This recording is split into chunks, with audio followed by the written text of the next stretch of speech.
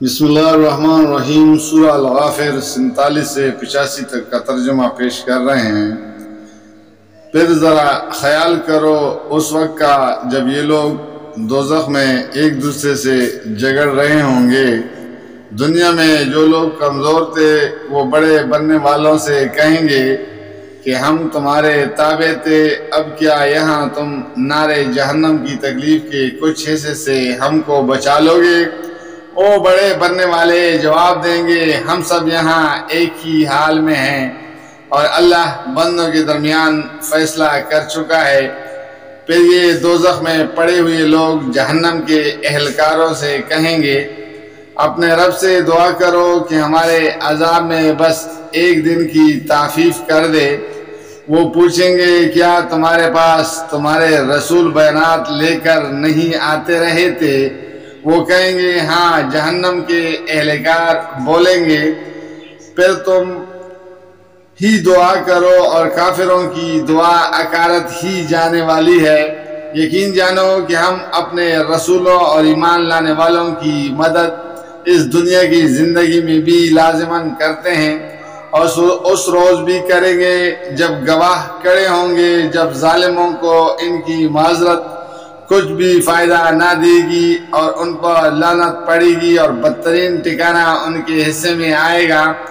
آخر دیکھ لو کہ موسیٰ علیہ السلام کی ہم نے رہنمائی کی اور بنی اسرائیل کو اس کتاب کا وارث بنا دیا جو عقل و دانش رکھنے والوں کے لیے ہدایت و نصیحت تھی۔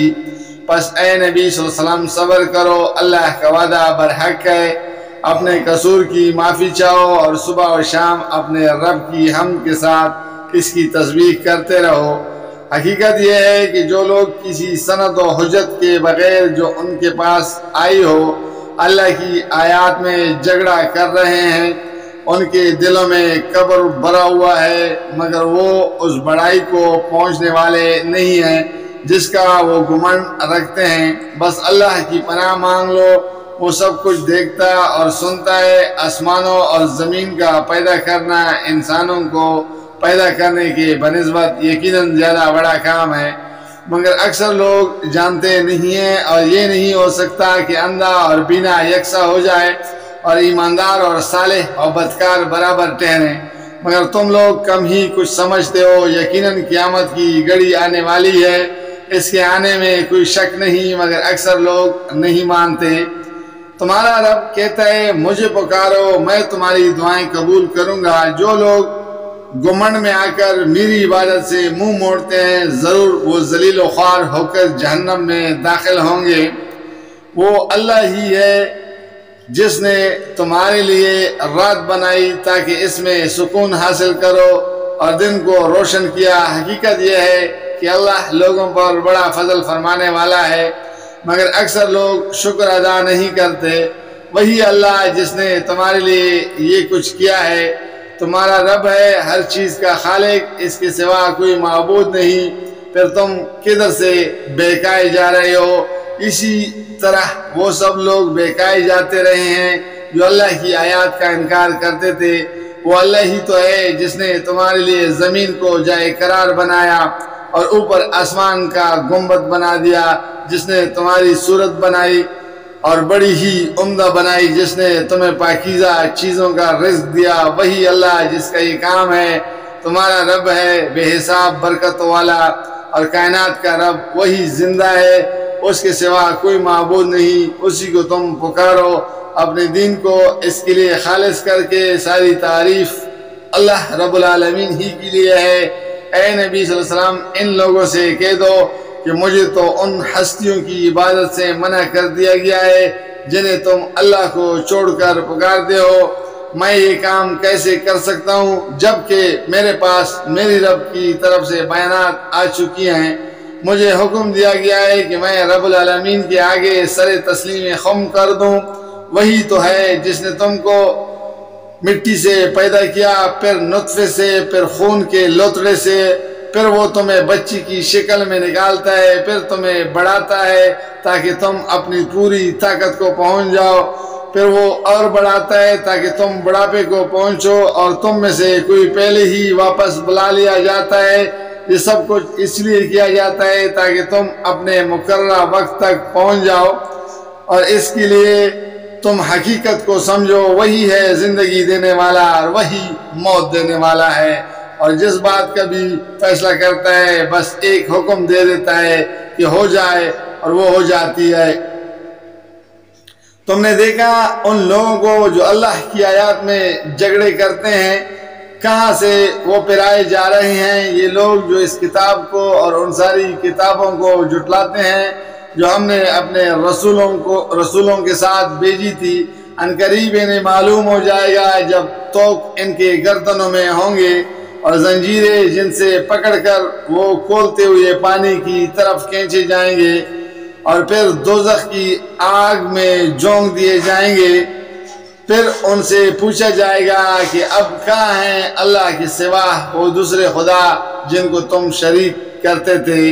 وہ جواب دیں گے، کوئی گئے وہ ہم سے، بلکہ ہم اس سے پہلے کسی چیز کو نہ پکارتے تھے۔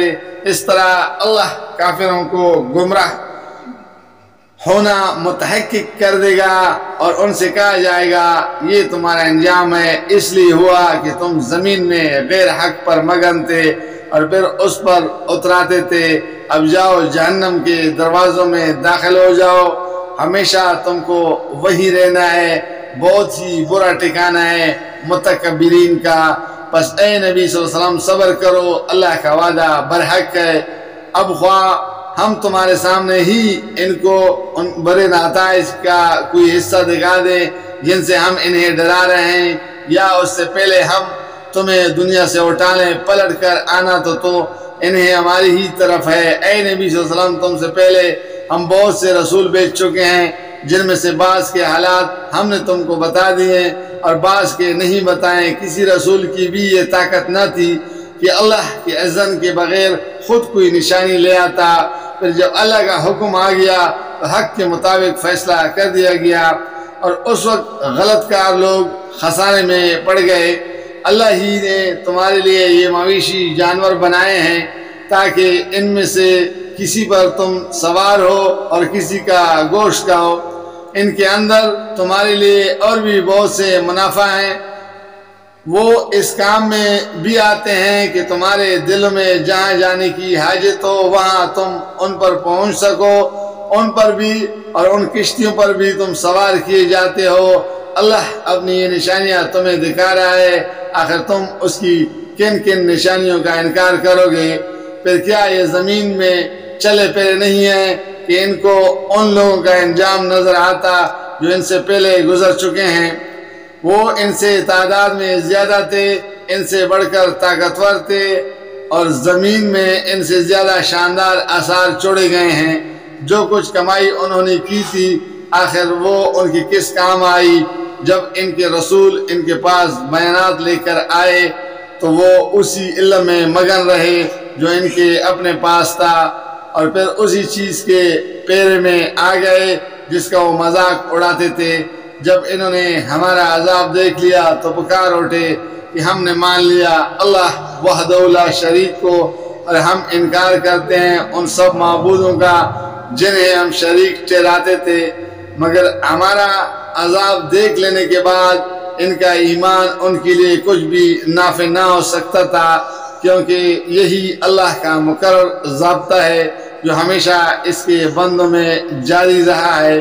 اور اس وقت کافر لوگ خسارے میں پڑ گئے۔ جزاک اللہ، فی امان اللہ۔